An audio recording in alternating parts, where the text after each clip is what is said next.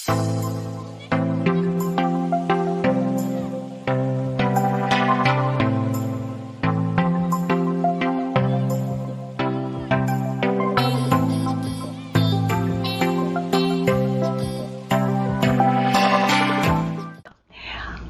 sejam todos muito bem-vindos. A gente vai novamente conversar sobre as principais doenças, né? Doenças importantes relacionadas a infecto e a parasitologia.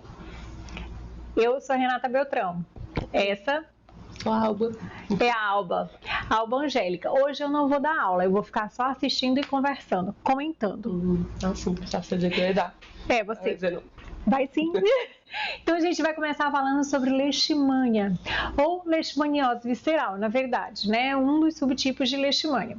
Então essa é uma doença que, assim, a gente hoje vê muito em determinados países, vê muito no Brasil, vê muito no estado da gente, e durante muito tempo ficou conhecida como uma doença ocupacional. Sim, muito ligada a pessoas que trabalhavam com estrada, né? Construção de estrada, extrativismo, né? Muito ligada com esse tipo de pessoal que acabava desbravando, né, o nosso continente. E aí a gente vem, é uma doença que ela é transmitida por um vetor, tá certo? Sim. Um mosquitinho, né? Lá vem os mosquitos novamente para a vida da gente. E aí quem causa é um protozoário. A gente tem essa doença em várias, vamos dizer assim, espécies, mas principalmente nos seres humanos e nos cachorrinhos. Isso, cachorros. Beleza. Então a gente vai dizer onde é que tem essa doença? Na verdade, hoje em dia é encontrada a leishmaniose em 62 países, mas 90% dos casos são concentrados em 5 países, sendo um deles o Brasil, né? Além do Brasil, tem a Índia, Bangladesh, Nepal e Sudão. Certo, então daí você tira que infelizmente ela é mais uma das doenças negligenciadas. Aquelas doenças que não ganham o investimento que deveriam, que têm índices que não são aceitáveis e que acabam realmente atingindo uma parcela pobre da população mundial. Isso. Tanto no Brasil, né, é concentrado quase 70% só no Nordeste, né, que é justamente nos estados mais pobres. E aí a gente tem a concentração em 4 estados: Piauí, Maranhão, Ceará e Bahia, né? Então, assim, no Piauí, a área que a gente mora é uma área endêmica. A gente tem muitos casos e a gente acaba tendo contato frequente com esse tipo de paciente. Essa é uma doença que, de uma certa forma, é muito vista dentro da pediatria, porque grande parte dos casos atingem essa faixa, né, etária. Então, vamos lá. Quem é o agente, aliás, o vetor? É um mosquito, né, que é conhecido popularmente como mosquito palha, né? Opa. Lutisomia? O nome científico é o Lutisomia ou o Phlebotomus, mas no Brasil não é encontrada a espécie de Phlebotomus, é mais em outros países. E daqui, na verdade, esse mosquito tem várias espécies que podem causar leishmania. Os que são encontrados no Brasil é o Longipalpis, né, na maior parte do Brasil, e o Cruzi, que predomina mais em alguns estados do Centro-Oeste, como Mato Grosso. Certo. E aí, se a gente for falar desse mosquitinho maravilhoso que acaba causando tudo isso, ele faz repasto na gente mais ou menos em que horas? Mais ou menos no crepúsculo, né? Crepúsculo, ali no finalzinho da tarde, até as 23 horas. Ele é muito pequenininho, tá certo? E ele tem um alcance de voo bem menor do que os que a gente vinha falando antes. É menor do que, por exemplo, o da malária, é menor do que, por exemplo, o Triatomas infestans, que vai ali até 1 quilômetro, esse é 400 metros, então tem um raio menor. Então a gente já tira que ele está ficando muito pertinho da casa da gente, para ser só 400 metros. Certo? Então agora vamos especificamente ao agente etiológico. Sim. Quem é, Alba? Um protozoário, né? Sim. Então, é o protozoário do gênero Leishmania, que até é o porquê do nome da doença, né? E tanto, assim como a gente falou do mosquito, que tem várias espécies, a Leishmania também tem várias espécies, até é o que é conhecido das formas clínicas da doença. A Leishmania tem uma ampla gama de formas clínicas, né? Dependendo do tipo de protozoário, né? Da espécie. Até tem um quadrinho que a gente vai mostrar, vai colocar aqui em cima. Ó, o quadrinho. Tô virando a mulher do tempo, já me chamam de moça do tempo. Olha o quadrinho. E esse quadrinho tem o quê? tem todas as espécies de leishmania que podem causar a leishmaniose, né? Sendo que tem os tipos mais comuns no Brasil, alguns são mais comuns da Índia, e dependendo do mosquito, ou do protozoário que vai causar a doença e do estado imunológico do paciente, é que a gente vai ver a apresentação clínica. Vão ser apresentações então, as repercussões clínicas vão ser bem variáveis, né? A gente vai ter uma gama de apresentações clínicas. Ele é um parasita intracelular obrigatório, né? E ele acaba atingindo o sistema retículo endotelial, que é aquele sistema que está ali associado, relacionado com todas as nossas defesas, a nossa imunidade. Ele é extremamente sagaz. Pra você ter uma ideia, ele engana o macrófago. Né? Então, assim, leishmania entra no organismo, ele vai para dentro do macrófago, se apresenta para o macrófago engloba, né? Ali a leishmania, e aí deveria naquele momento ela ser extinta, né? Sim.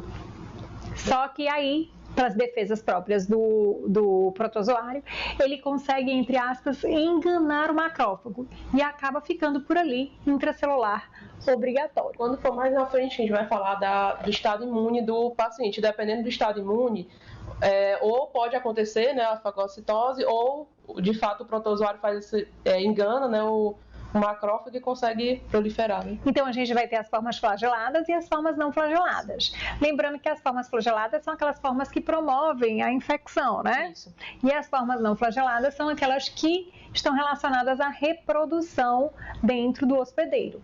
Isso. Né? Então vamos lá. Transmissão. Pronto, então a transmissão, como a gente tinha falado anteriormente, né, pela picada da fêmea do mosquito, né, do flebótomo.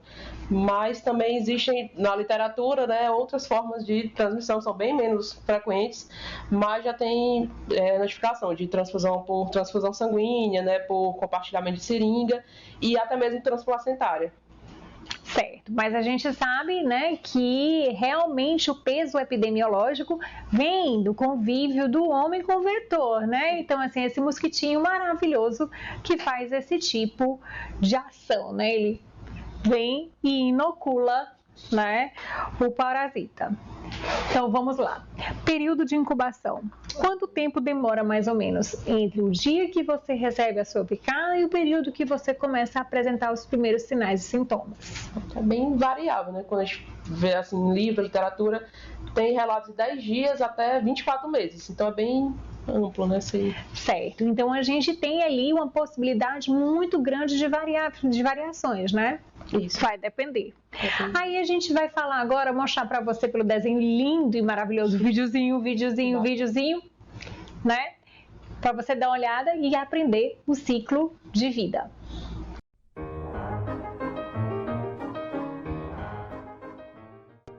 O ciclo da leishmaniose inicia-se com a picada do mosquito infectado, que passa promastigotas pela pele. Essas são fagocitadas por macrófagos ou outros tipos de células mononucleares fagocíticas. Os promastigotos se transformam em amastigotos e, por sua vez, se multiplicam em células de vários tecidos e infectam outras células, desencadeando toda infecção.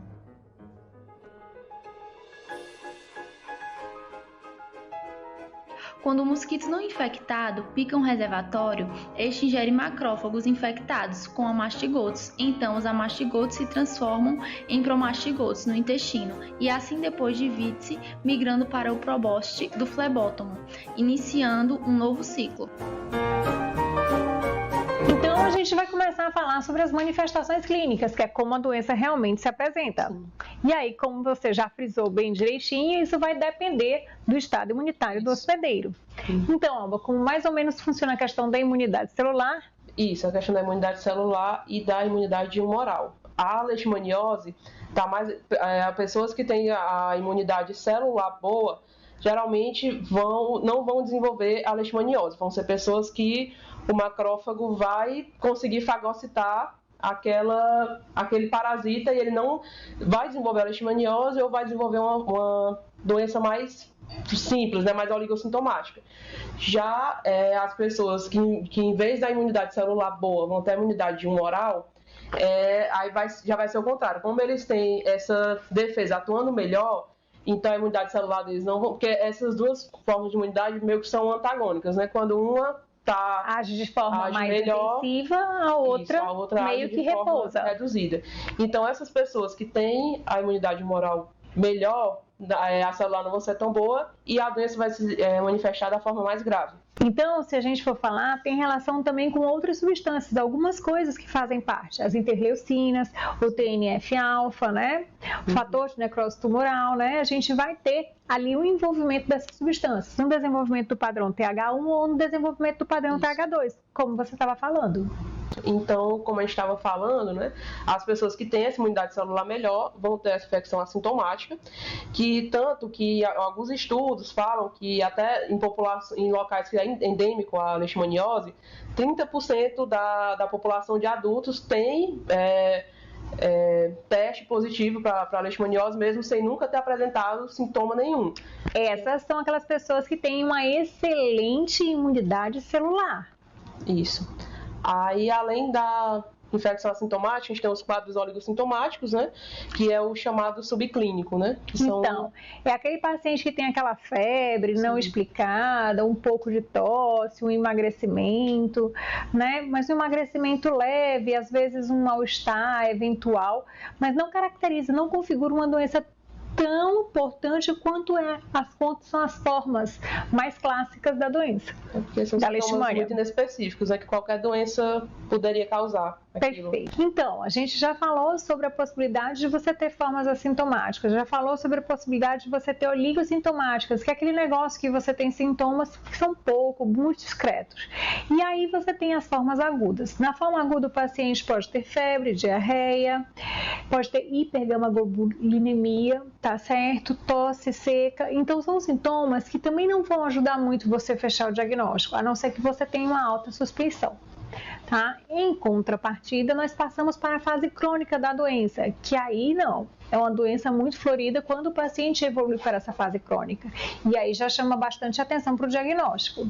Então, é um paciente que tem desde tosse seca, diarreia, febre, palidez cutânea mucosa, hepatoesplenomegalia, desnutrição, dispneia, ele acaba tendo um sopro sistólico, ele tem astenia, sonolência, muitas vezes caquexia, cabelos secos, opacos, unhas quebradiças. Então, o paciente pode evoluir com uma gama de sinais e sintomas, né, associados aí ao quadro da doença crônica. Tem a questão da desnutrição, né, que você falou. Às vezes, mais na frente, mais no início da aula, você tinha falado que é mais comum em criança. Às vezes, até isso. Crianças mais pobres, né, que são desnutridas, aí às vezes até tem esse quadro mais grave, né? Pode evoluir. Porque aí, na verdade, você pensa o seguinte: para você pegar um adulto desnutrido, né, você precisa ter um processo um pouco mais longo e mais complexo, né? Isso. E já a desnutrição infantil é um negócio que se instala muito rapidamente. E essa desnutrição infantil faz com que essas crianças, né, aumentem muito a chance de óbito, de um desfecho desfavorável, tá certo? Então a gente vai tentar abordar órgão a órgão ali rapidamente, só para a gente poder lembrar dos principais sinais e sintomas que são envolvidos na doença. Primeiro, que diferente das chagas, que a gente tem aquele sinal de Romanin e chagama de inoculação, nesse geralmente não causa reação local. Até também diferente da leishmaniose tegmentar, que é o próximo assunto que a gente vai discutir, que também é característico, né, de ficar aquele sinal local de sinais flogísticos, né, da formação da úlcera. Perfeito. E aí, quando a gente fala no fígado, o que acontece com o fígado do paciente? O fígado, assim, apesar de ser muito comum causar a hepatomegalia, geralmente ele não vai ter alteração na forma, nem na consistência. O que vai acontecer, geralmente quando fazem as análises histopatológicas, é que encontram esteatose e é muito comum também encontrar a congestão, né, do tecido. A congestão tecidual, a gente encontra sim, que é exatamente o que vai causar a hipertrofia do órgão. Isso. Sim. Que até também que estava falando, como ele ataca macrófagos, né? Uhum. No caso do fígado, ele vai atacar os macrófagos do fígado, que são as células de Kupffer, né? Perfeito. Vai causar a hiperplasia, a hipertrofia. É mais incomum, por exemplo, eles acometerem os hepatócitos, né? Mas também, assim, tem relação de pacientes, geralmente paciente imunossuprimido, né? Paciente com HIV, que pode também afetar os hepatócitos, mas é mais comum ficar restrito ali E o baço é diferente. Isso. O baço já vai ter mais alterações. Porque no fígado a gente não tem alterações estruturais muito claras. Enquanto no baço a gente tem alterações mais claras, e além das alterações mais claras, o aumento do baço, né, é uma coisa mais esperada do que o aumento do fígado. Inclusive em algumas provas, né, normalmente a pessoa gosta muito de perguntar essa história de aí, quem mais? Hepato ou esplenomegalia, né? Então a esplenomegalia é uma das coisas que a gente mais vê, né? Isso. Aí falando de medula, né? Que é aquele grande problema que vai causar pancitopenia, né? Que assim, se a gente fala que a gente tem hepato e esplenomegalia, normalmente esplenomegalia, febre e uma alteração de pancitopenia, a gente está falando de uma... Hipercelularidade, você tá falando? Não, é hiposcelularidade. Ah, sim, sim. A gente tem poucas células ali no sangue, sim, a gente vai ter, na verdade, a depressão, né? a redução de todas as séries, a branca, a série vermelha, as plaquetas, a gente tem uma redução total na pancitopenia. Isso. Isso é a custa de quê? Deixa eu ver, porque na verdade ele faz a infiltração medular, né? Ele vai ocupar espaço medular, né? Você vai ter o parasita ali naquela localização. Ele pega o retículo endotelial inteiro, que ele também pega a questão da medula, tá certo? Então o paciente vai ter uma habitação de formas amastigotas, né? Na concorrência ali no local medular. Sim, aí vai causar essa pancitopenia. Sim. Certo? Pulmão. Por que o paciente tosse? É também devido ao, como a gente falou lá no fígado, a questão vai ser infiltrado, né? A forma mastigota vai infiltrar no parênquima pulmonar, que é o que vai causar esse acometimento. Então a gente tem também esse acometimento, entretanto esse acometimento é muito mais comum em pacientes imunossuprimidos, né? Aqueles pacientes que vão desenvolver uma boa ou não vão desenvolver uma boa imunidade celular. Então, o paciente, por exemplo, com síndrome da imunodeficiência adquirida, né, o HIV, fazendo a doença, já entrando na fase sintomática da doença, caindo a imunidade, ele tem uma baixa resposta celular, e aí a gente vai ver a ação da resposta humoral, que muitas vezes acaba levando a esse tipo de quadro. Isso. Tá certo? Essa é uma doença que causa muitos óbitos, então assim, a gente vê que uma parcela, infelizmente uma parcela da população específica, mais assim especificamente aqueles que têm um retardo no diagnóstico, um retardo no tratamento, acabam evoluindo para óbito. E as principais causas de óbito, isso vai ser o acometimento pulmonar, né? Principalmente paciente com co-infecção HIV, leishmaniose, as principais causas de óbito é acometimento pulmonar, que vão causar mesmo quadros de pneumonia, que são pneumonias não muito diferentes de pneumonias que acometem pacientes com imunidade normal. Além disso, pode desencadear também sepse, alterações gastroenterites, alterações no trato gastrointestinal, e são pacientes que, como a gente falou, tem a pancitopenia, eles vão precisar constantemente, né, com certa frequência, de transplante, transfusão sanguínea. Então, muitas vezes também morrem de complicações, né, pós-transfusão. Então, que são as reações transfusionais, né? Isso. E aí, para diagnosticar, obviamente, você faz o diagnóstico clínico, faz o diagnóstico epidemiológico e você precisa fechar o diagnóstico. Quando a gente fala de uma doença como essa, é óbvio que encontrar o parasita é aquilo que te faz fechar um diagnóstico com padrão ouro, tá certo? Então, muitas vezes, quando a gente consegue detectar a leishmania, é a melhor situação. Entretanto, nem sempre isso é possível, tá certo? Então, quando isso não é possível, sobra pra gente os testes laboratoriais. Isso. No caso da leishmaniose, os testes laboratoriais que a gente tem seriam a pesquisa direta, né, do parasita, ou a pesquisa indireta. Na indireta a gente iria atrás dos anticorpos, né? Perfeito. Tá certo. Então, a gente vai lembrar que para a gente fazer a pesquisa indireta, atrás dos anticorpos, a gente vai atrás do IgG e do IgM. Isso. Tá certo? E essas imunoglobulinas, a gente vai atrás delas e consegue, diante do IgG positivo e diante de um quadro clínico sugestivo, fechar o diagnóstico e aí notificar o paciente, já que essa é uma doença de notificação compulsória. Além também tem o teste de Montenegro, né? Que também... Reação de Montenegro.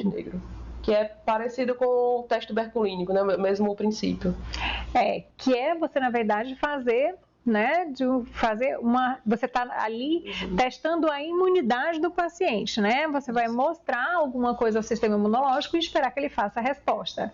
É aquele que as pessoas às vezes fazem, que chamam de, assim, que a gente coloca aqui, ó, no bracinho para poder ver se incha, se cria uma pápula, se cria uma resposta imunológica, e tendo resposta imunológica significa que seu corpo já reconhece o agente, e esse reconhecimento diz que você pode estar com a doença. Ou que você já teve a doença, né?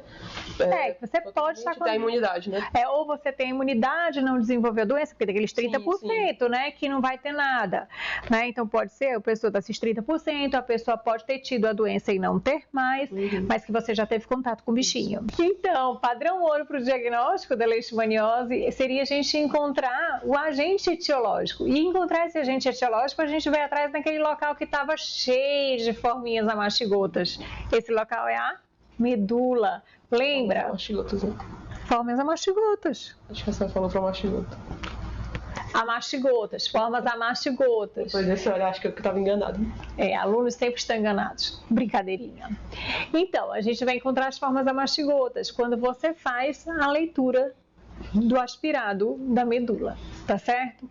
Então, assim, esse seria o padrão ouro, e ele é extremamente sensível, tem 99% de sensibilidade. Mas, né, antes de fazer o aspirado, e antes mesmo da gente pensar em um IgG ou um IgM, a gente vai pensar em fazer um exame mais simples, que seria o hemograma, né? Tá certo, o hemograma. Então, o hemograma, a gente vai lembrar daquela história que a gente estava falando da possibilidade de uma pancitopenia. Isso. Então, a gente vai ter um paciente com hemoglobina baixa. Muito baixa, geralmente abaixo de 10, né? Até em muitos pacientes, eles conseguem, encontram, né, por volta de 4, 5, que seria uma hemoglobina muito baixa, né, até alguns casos compatível com a vida, né, mas é muito comum encontrar isso no paciente com leishmaniose. Uma leucopenia, muitas vezes abaixo de 2.000, e uma plaquetopenia, que muitas vezes leva o paciente a sangramento. Uma outra situação é que a gente vai ter bem ali um paciente com subnutrição e um paciente também com alterações hepáticas, e um paciente com alterações na síntese proteica. Então, o paciente costuma ter alterações ali na albumina. Além disso, é um paciente que tem alteração das enzimas hepáticas, e você vai encontrar também alterações do TGO-TGP. Isso, vamos encontrar, né, isso. Outro eu também achado assim, que acaba que é um exame que não é tão solicitado, né, mas que na leishmaniose é bem característico de pacientes com a forma grave, né, que é a hipergamaglobulina, gama-globulinemia. Eu também tá linda agora. Hipergama-globulinemia. É justamente paciente que tem a imunidade humoral boa e a celular não tão boa, por isso que vai desenvolver doença grave. Perfeito. Então, esse é um paciente que, quando você olha os exames, né, esses exames que não são invasivos e normalmente vêm antes do exame diagnóstico final, te leva à suspeição de um paciente para leishmaniose. Quando a gente está falando de exames de imagem, a gente está falando, vamos dizer assim, não vamos esquecer da ultrassom, que vai evidenciar aquela linda hepatoesplenomegalia ou só esplenomegalia, muitas vezes com líquido acítico, e a gente também tem o raio-x de tórax. Esse raio-x de tórax pode evidenciar um infiltrado, tá certo? E às vezes uma condensação, o que pode trazer um diagnóstico errôneo de uma pneumonia bacteriana, tá? Que pode sim existir, mas que estaria, na verdade, co-infectando o paciente. E se a gente for pensar para diagnósticos, né, diferenciais, né? Se eu pensei em leishmaniose e não era, quem podia ser?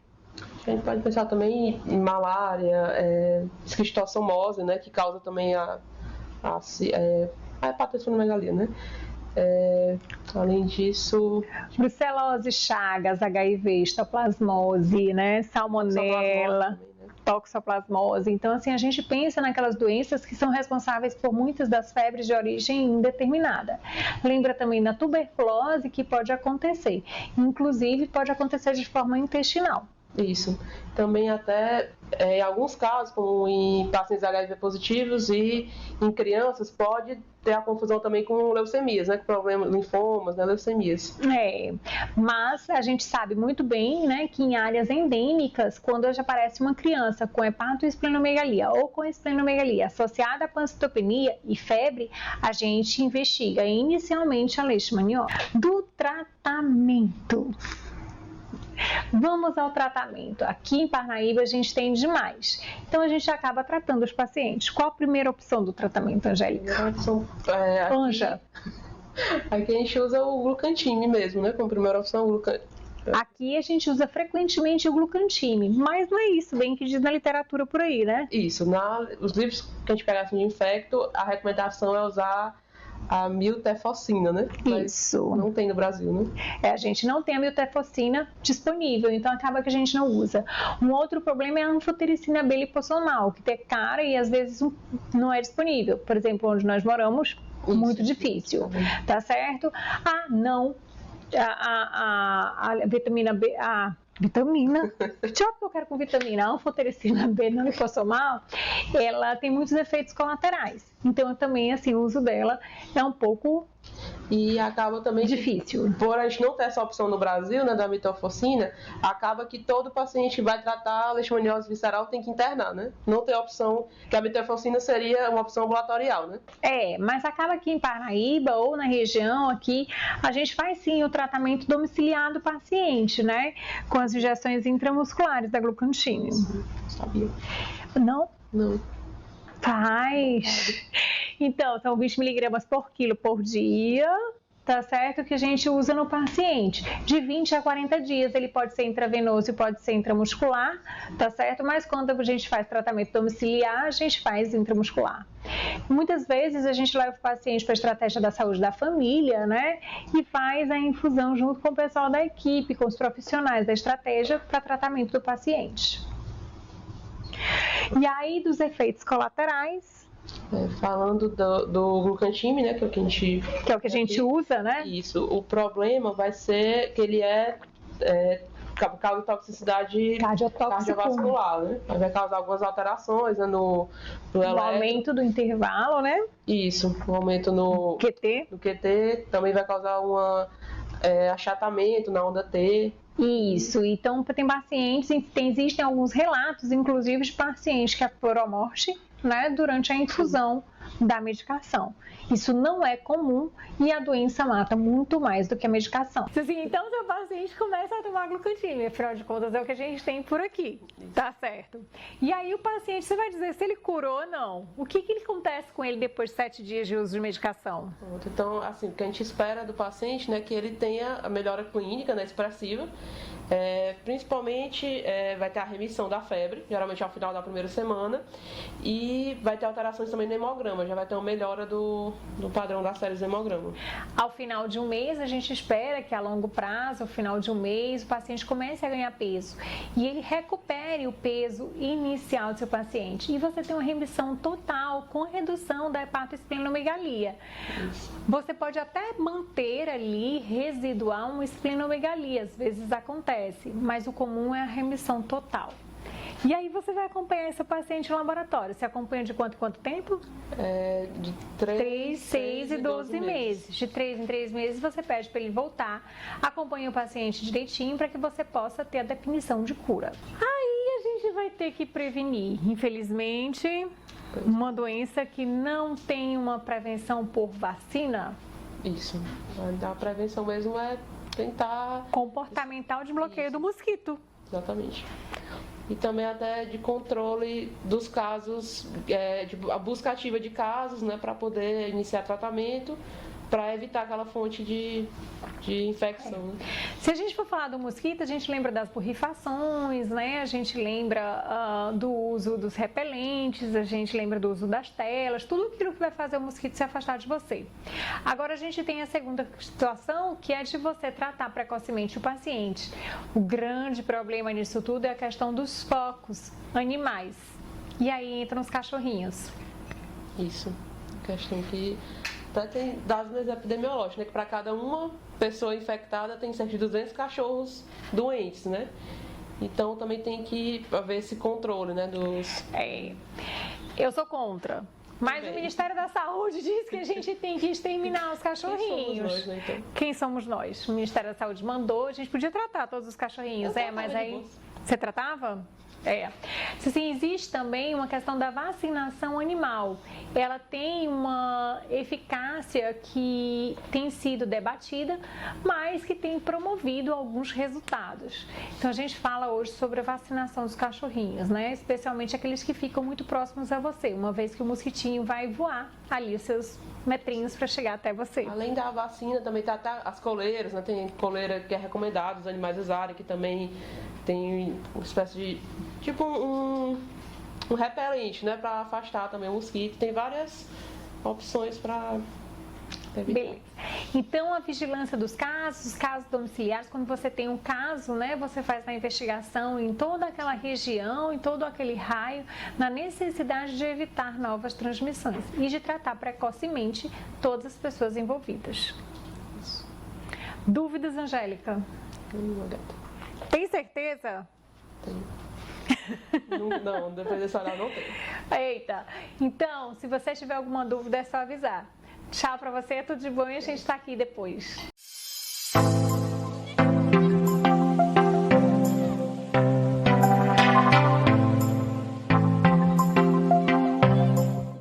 Sejam todos muito bem-vindos. Nós vamos continuar conversando sobre os principais temas da infectologia, essa matéria maravilhosa, linda, chique, melhor de todas, né? Sobre as principais doenças da nossa realidade. Eu sou Renata Beltrão. Eu sou a Angélica, aluna da UFDPA. A UFDPA, Universidade 5 Estrelas, tá? E a gente vai continuar falando sobre um tema de uma forma diferente. No último vídeo nós conversamos sobre leishmaniose visceral. E agora nós vamos conversar sobre leishmaniose tegumentar, tá? A leishmaniose tegumentar, continuamos dentro daquelas doenças, né, que são negligenciadas, o cachorro tá latindo. Não, essa não é aula de raiva. Sim. A leishmaniose tegumentar, tá? É uma doença muito difundida pelo mundo. Sim, tá presente em quase todo mundo, né? Tá presente em quase todo mundo, exceto na Austrália. Sério? É, Austrália. Logo na Austrália tem tudo. Não, a Austrália não tem leishmaniose tegumentar, tá certo? Mas uma faixa muito grande da população mundial está dentro do território que é alcançado por essa doença. Especificamente no Brasil, nós temos uma distribuição muito grande, mas Parnaíba, no Piauí, o litoral onde nós moramos, não tem leishmaniose. Casos autóctones, né? Mas essa semana, por coincidência, a gente atendeu uma leishmaniose tegumentar. Importada não, né? Importada diretamente do Pará. Só que era Maranhão. Não, foi do Pará. Então, vamos lá. Então, se a gente for falar, vamos começar a falar, né? O roteirinho, a gente seguindo, falamos de conceitos gerais, vamos tentar falar um pouquinho dos conceitos aí. Quem é o agente? Pronto, então, a leishmaniose é uma doença causada por um protozoário também, né? Como a gente tinha falado na aula anterior, o protozoário do gênero da Leishmania, né? Sim. Mas aqui, no caso da tegumentar, é causado pela Leishmania, né? Que é o gênero e espécie amazonensis, e também tem uma outra espécie que é o Viania, né? Leishmania viania brasiliensis. E aí a gente tem o guianensis ali no meio do parquinho também, algumas das distribuições. Verdade, tem vários outros, né? Mas no Brasil são mais esses dois e o guianensis pega um pouquinho, né? Também. Um pouquinho. Então, se a gente for falar da distribuição dentro do Brasil, a gente tem o brasiliensis, como diz o nome, né? Sim. Quase que distribuído no país inteiro. No país inteiro. E a gente tem o amazonensis dentro ali dos estados que fazem parte da Amazônia Legal. E aí a gente tem um pouquinho mais acima, numa faixa mais alta ali do mapa, a gente tem o guianensis, né? A distribuição do guianensis. E aí, essa é uma doença que é transmitida como? A picada do mosquito, né? Também, que também já tinha falado na aula anterior, também é o mesmo mosquito, né? Do gênero Myxoma, só que também vão ser de espécies diferentes do que a gente tinha falado lá da visceral. Perfeito. Aqui Mosquito palha, entretanto, com outros, o nome né? popular, né? Mosquito palha, mas aqui no caso da tegumentar é uma variedade bem maior, né? É uma variedade bem maior, mas a gente tem ali o intermédio, que é o mais, assim, vamos dizer assim, comum entre eles. Entretanto, são vários outros, várias possibilidades, espécies, né? Tá certo? Então, se a gente falar da distribuição, a gente já começou a falar, né, que é uma distribuição mundial, a gente já disse que na Austrália não tem, mas a gente tem ali uma predominância em alguns locais da zona quente. Isso, da área tropical, né? Quente e úmida do mundo, né? Aquela região tropical. E assim, falando de região tropical, a gente lembra que ela é uma doença que estava ali presente nas matas. A gente tem muito ela relacionada a acidentes, entre aspas, laborais. Sim, acidentes de trabalho, né? Pessoas que trabalham no extrativismo, né? No desmatamento de estrada, desmatamento, né? De canto para fazer estrada, basicamente essas pessoas, né? Então, essa paciente que eu atendi essa semana era um adulto jovem que tinha ido trabalhar no Pará, no extrativismo mesmo. Então, assim, acaba sendo uma doença muito comum nessa parte da população e nesse segmento, como quem trabalha mais são os homens, ela acaba sendo uma doença mais masculina. A predominância no gênero masculino.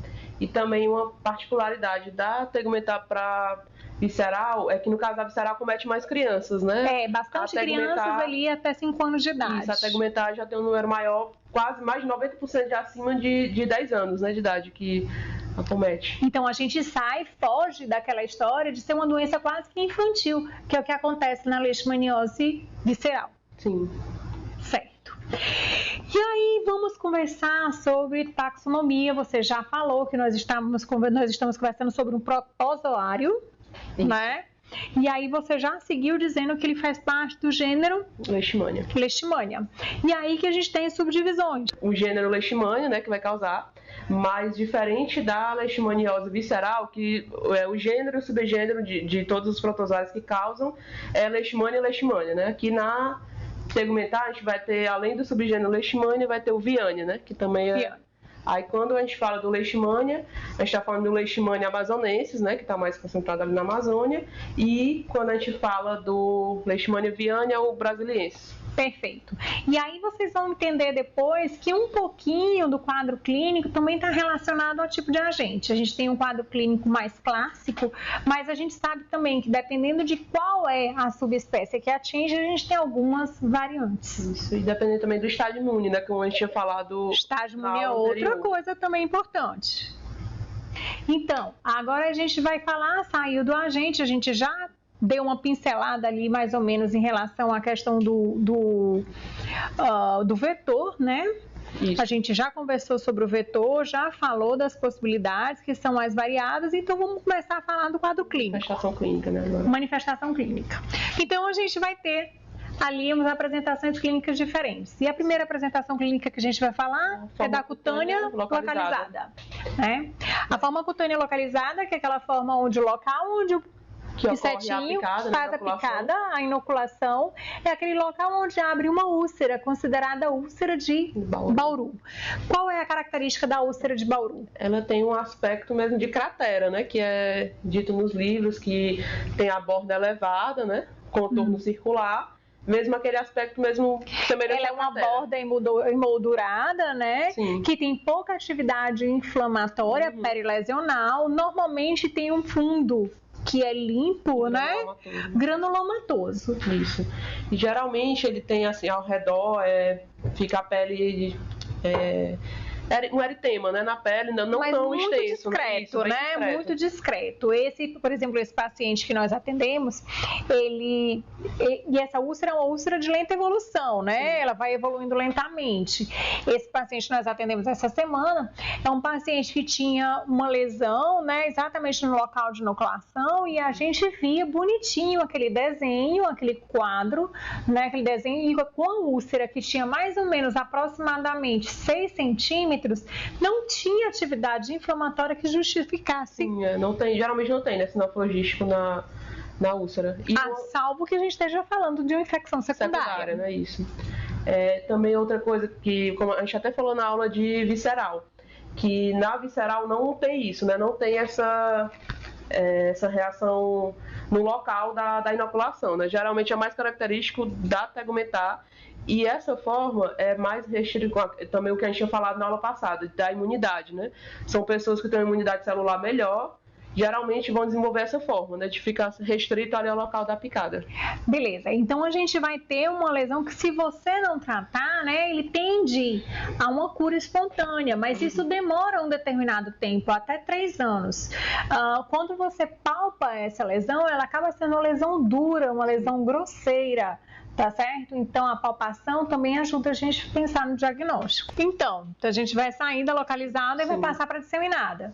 O que é que tem ali de diferença entre um e outro? A disseminada, a diferença vai ser também, a gente pode falar também tanto do agente etiológico como também do estado imune. Nesse caso, seria uma pessoa que não tem a imunidade celular tão boa e não vai ficar restrito ali ao local da inoculação, né? Esse parasita vai se disseminar, né, e formar outras lesões, e a característica é que ele vai ter lesões múltiplas, né, com estágios de evolução diferentes. Perfeito. Então, lesões múltiplas, estágio de evolução diferente. Sim. A gente vai ter a possibilidade de encontrar lesões no local onde não houve inoculação, né? Por disseminação hematogênica mesmo. Certo? E aí, por fim, a gente passa para a forma mucosa, que é uma forma muito conhecida, né? Porque ela vem cheia de vamos dizer assim, ela habita o imaginário das pessoas por causa das deformidades que ela ocasiona. Isso. Então, vamos. O que seria essa forma? Ela vai cometer as mucosas, né, como o próprio nome fala, mucosa de boca, nariz, faringe, laringe. Também pode acometer as genitálias, né, as mucosas genitais. Sim. E em alguns quadros, é um quadro bem inespecífico, né, inicialmente, aparenta até uma rinite alérgica, né? Simula uma rinite alérgica, né? O paciente vem com aquele processo, entre aspas, infeccioso, né? Das vias aéreas superiores, que a gente não consegue efetuar um tratamento eficaz, mesmo a gente tratando com as drogas específicas para a rinite, você não tem um bom resultado, obviamente, e o paciente progride para as lesões deformantes. Então, o quadro se arrasta, né? Como não reage ao quadro arrastado. Né?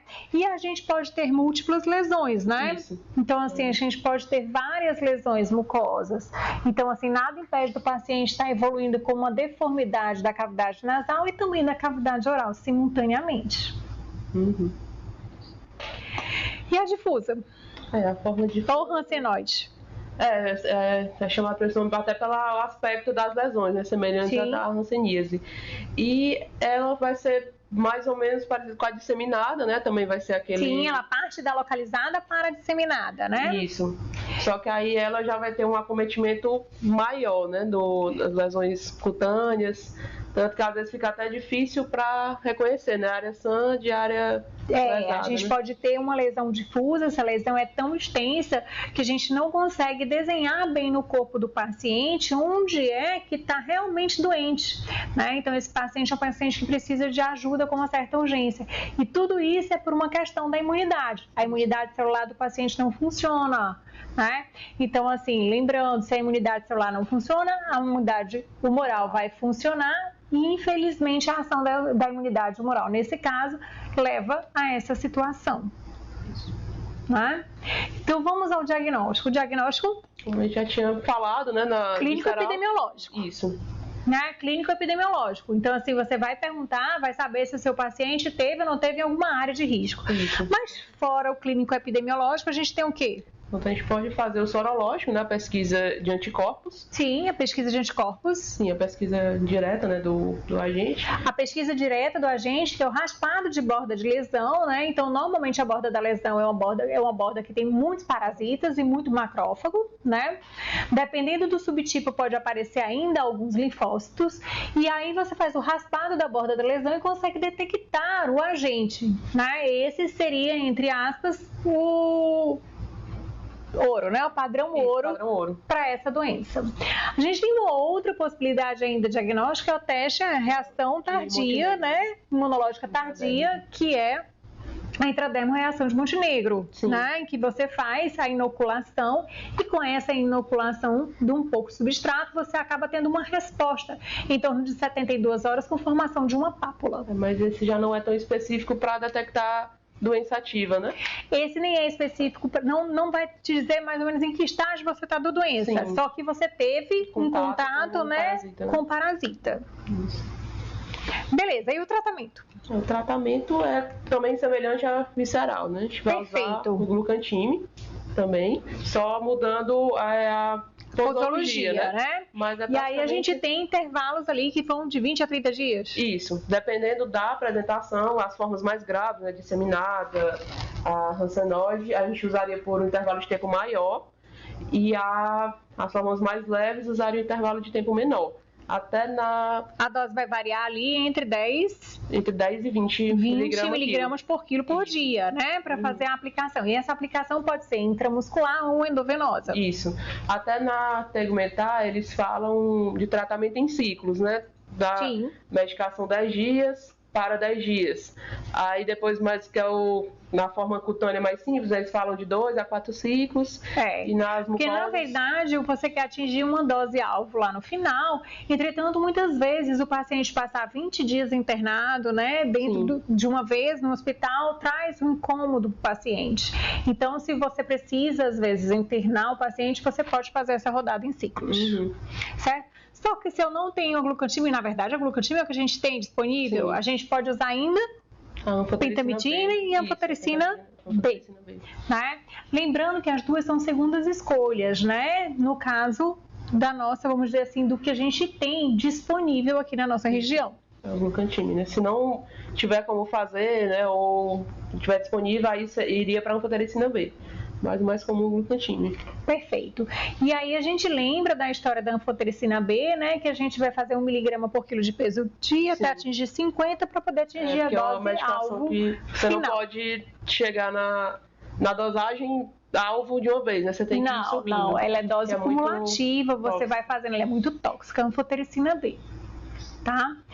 E aí a gente lembra dos efeitos adversos relacionados à glucantina. A glucantina tem alguns efeitos que são cardiotóxicos, né? Causar alterações no elétron, né, do paciente. Até por isso também, né, de deixar o paciente internado, né, pra gente poder avaliar melhor, né, que ele vai causar arritmia. Qualquer paciente que você suspeite de uma patologia cardíaca ou que venha desenvolver sintomas cardíacos durante o tratamento ambulatorial, você deve internar o paciente para monitorização, porque tem risco até mesmo de óbito, apesar de ser muito raro. Né? Então a gente lembra da monitorização cardíaca, lembra dos efeitos colaterais cardiotóxicos, né, que levam à arritmia e ataque cardíaco. Isso. Certo?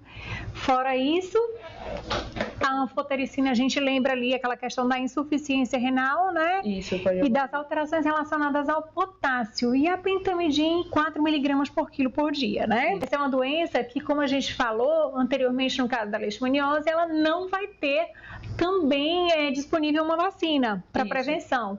E a prevenção continua sendo comportamental, né? Então, assim, você usar os modos de barreira, evitar o contato direto, né, com o agente transmissor, que é o anófilis, né? É o anófilis? Não, é o lutissomia. É o lutissomia com agente transmissor, né? E sim, tratar o mais rápido possível para que a doença não evolua. Isso, vigilância epidemiológica, né, dos casos. Perfeito. Então, tchau para você, tudo de bom. E aí depois a gente chama os cachorros para participar da aula de raiva. Leishmaniose também, gata. Leishmaniose. Tchau. Claro que não, né?